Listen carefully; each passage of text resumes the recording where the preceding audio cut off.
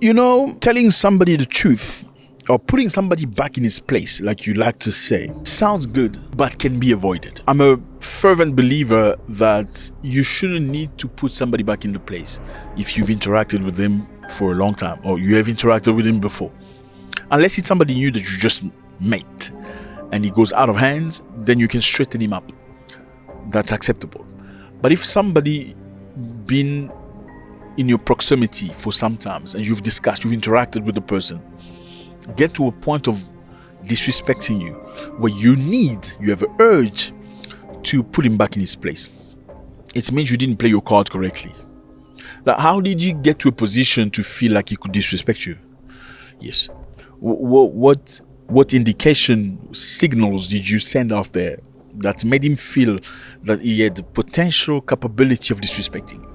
Because people think before they disrespect you. They think people don't just disrespect random people. Absolutely not. They very carefully think about, select, I can disrespect this one. I see him trying to smile at me. I can disrespect. Yeah. This is valid even for men. Sometimes you want to talk to a girl who's not necessarily at your level. I'm just going to be honest with you, woman, because some men here are very promiscuous. They will say hi to anybody, anything. This woman is maybe not at your league, but because you're smiling at her some type of way, looking at her butt, she will tell you something, you won't like it. Whose fault is it? Well, sometimes you need to keep it right away. Keep it at bay before it comes too close. This is valid in many, many things in life. In Niger, fellas, Niger's right here on the map. Beautiful place, lovely people. Well, in Niger, there's a major standoff between Niger and China, a Chinese company. Well, you thought they were good friends? Didn't we all think they were good friends? Well, something very interesting is happening. The Nigerian authorities are very angry at the Chinese company for the way they are treating Nigerian citizens. So basically, the Chinese come into Africa, like they do in most cases. They will treat you any type of way. They will pay you any kind of way. They will speak to you like you're a little African. You don't deserve no respect. And the Nigerians are not up for that. In March 2025, Niger expelled 3 senior CNP executives. We're talking about an oil company, citing disparities between high salaries of expatriate Chinese workers and lower paid local employees. Yeah, they're telling the Chinese, dude, what are you doing? Why are your people getting paid more than our people?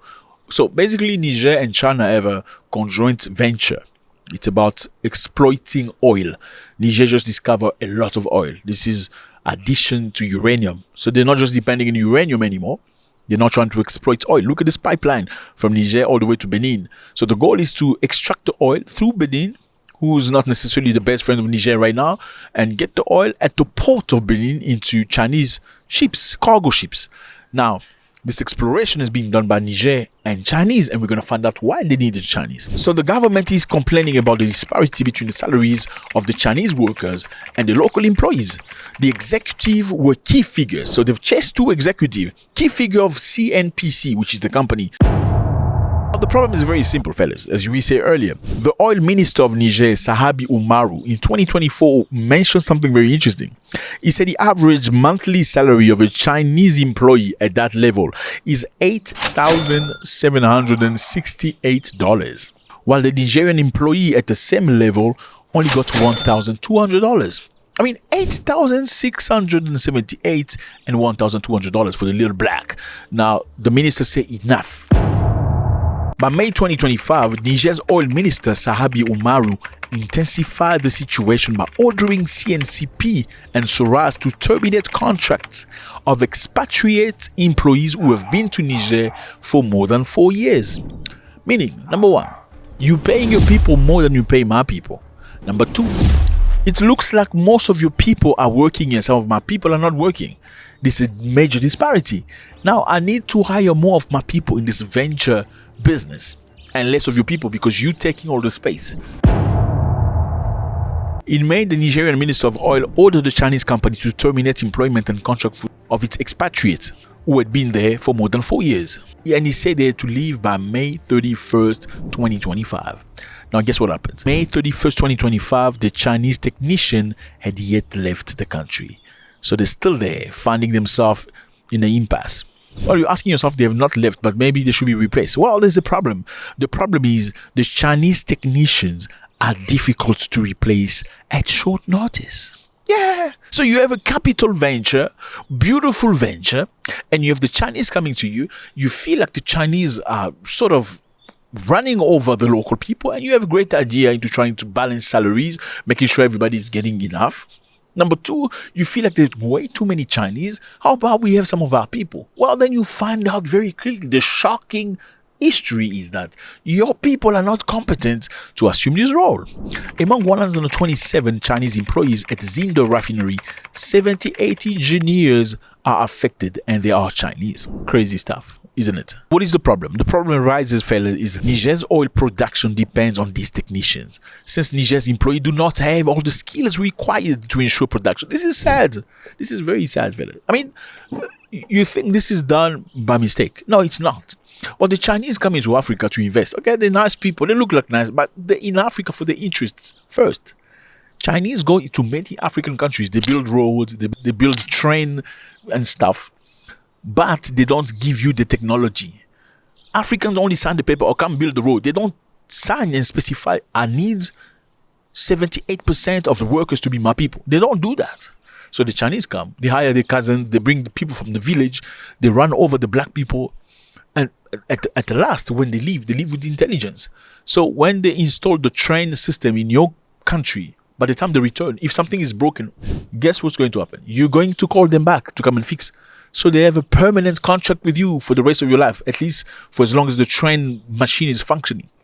Why can't Africans learn from their past mistakes? Africans are very distracted. I mean, all we lack is a good life, spending money on champagne, building big mansions, buying G-Wagons. That's what we have. Like, how about we invest into intelligentsia? I mean, you see all these countries in Africa, they have like a Miss Pageant where some of these people earn about $100,000 for winning. $100,000 for being what? For just being pretty. Like come on, okay, you're pretty, but then what? What's the $1,000 for?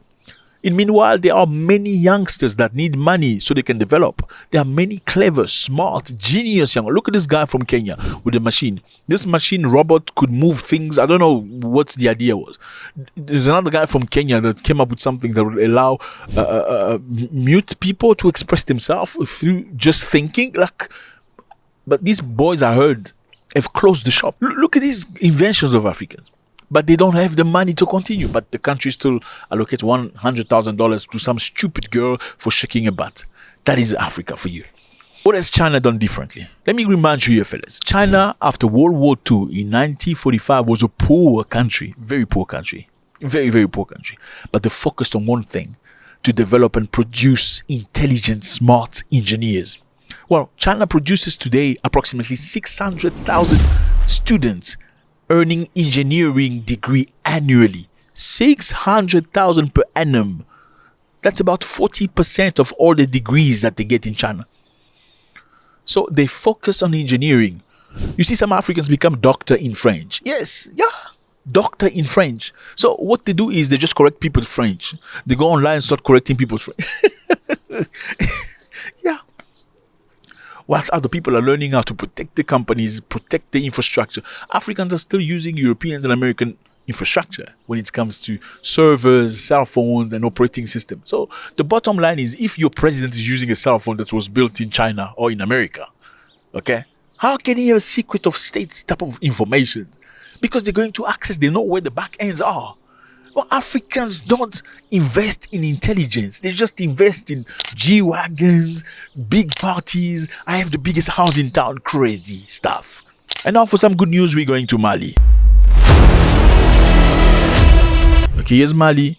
Beautiful place, lovely people, but very hot. But the ladies, ladies of Mali. Look. Anyway, stay focused, brother. Stay focused. Mali is creating a gold refinery. Congratulations. Gold refinery. Pick up my coffee. You know what a gold refinery is? Or you don't know? You don't know? Just say you don't know. Pick up my coffee first. There you go. Now, Bamako has launched an ambitious industrial gold refinery project, the result of a partnership with the Russian company Yadran, in which the government will hold 62% majority stake. Now, it's beautiful. First of all, for you to know what a gold refinery is, well, normally many African nations will export goods like gold, diamonds, raw, and even wood. Raw means even cocoa.